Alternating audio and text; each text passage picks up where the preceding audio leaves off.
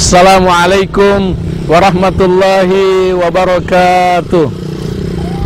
Alhamdulillahi ala na'mai wa syukru lahu ala alai. Wassalatu wassalamu ala ashrafi anbiyai wa afdali awliyai wa ala al-ali wal ashabi wa ala sairil multazimina min atba'i. Amma ba'd.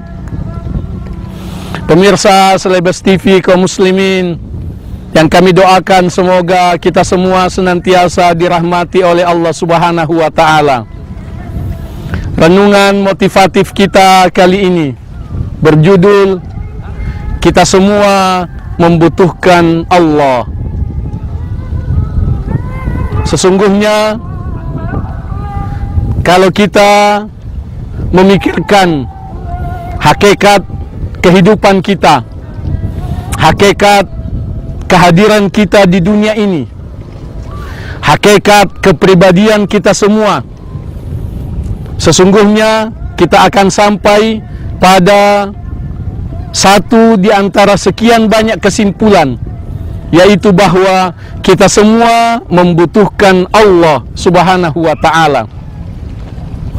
Kita semua membutuhkan Allah dalam setiap tarikan nafas kita. Kita membutuhkan Allah dalam setiap kedipan mata kita. Kita membutuhkan Allah dalam setiap detak jantung kita. Kita membutuhkan Allah dalam aliran darah kita. Kita membutuhkan Allah dalam pencernaan kita. Kita membutuhkan Allah dengan ketersediaan oksigen dalam kehidupan kita. Kita membutuhkan Allah dengan keberadaan langit dan bumi, matahari, bulan dan bintang-bintang, kehadiran air di dunia ini. Kita membutuhkan Allah setiap saat. Kita membutuhkan Allah setiap detik. Dan inilah yang dimaksudkan oleh Allah Subhanahu wa ta'ala dalam firman-Nya di surah Fatir ayat 15. A'udzu billahi minasy syaithanir rajim. Ya ayyuhan nasu antumul fuqara'u ilallah. Wahai sekalian manusia, kamu semua butuh kepada Allah. Wahai sekalian manusia, kamu semua butuh kepada Allah. Wallahu huwal ghaniyul hamid. Dan dialah Allah yang maha kaya. Dialah Allah satu-satunya yang tidak butuh kepada siapapun dan kepada apapun. Al-Hamid, lagi maha terpuji. Pemirsa Selebes TV, kaum muslimin yang semoga dirahmati oleh Allah Subhanahu wa ta'ala, kita membutuhkan penghayatan terhadap rasa butuh ini kepada Allah Subhanahu wa ta'ala. Oleh karena penghayatan rasa butuh kita kepada Allah Subhanahu wa ta'ala dalam setiap gerakan kita, dalam setiap ucapan kita, dalam setiap langkah kita, sesungguhnya itulah yang memotivasi kita untuk rajin beribadah kepada Allah Subhanahu wa ta'ala. Rasa butuh kepada Allah itulah yang memotivasi kita untuk mendekat kepada Allah Subhanahu wa ta'ala.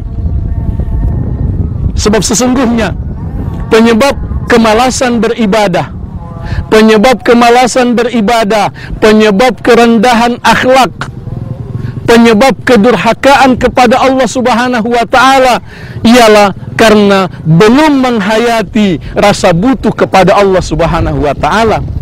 Orang yang beriman selalu mengupayakan penghayatan rasa butuhnya kepada Allah Subhanahu wa ta'ala, sehingga ketika ia membaca ayat Iyyaka na'budu wa iyyaka nasta'in dalam surah Al-Fatihah, kita membaca Iyyaka na'budu wa iyyaka nasta'in, hanya kepadamu ya Allah kami beribadah dan hanya kepadamu ya Allah kami minta pertolongan. Itu diiringi dengan penghayatan rasa butuh kepada Allah Subhanahu wa ta'ala.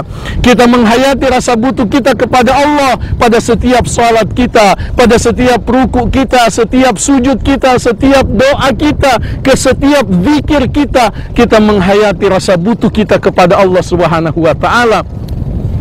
Dalam hadis qudsi dijelaskan bahwa jika hambaku idza taqarraba ilayya 'abdi shibran taqarrabtu ilaihi dhira'an, jika hambaku mendekat kepadaku satu jengkal, niscaya aku Allah mendekat kepadanya satu hasta.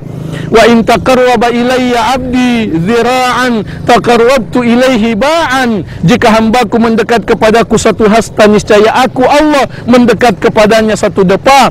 Wa in atani masyian ataituhu harwala, jika hambaku datang kepadaku dengan berjalan, niscaya aku Allah datang kepadanya dengan berlari. Subhanallah, subhanallah. Jika kita menghayati rasa butuh kita kepada Allah, niscaya kita akan mengupayakan pendekatan diri kepada Allah Subhanahu wa taala.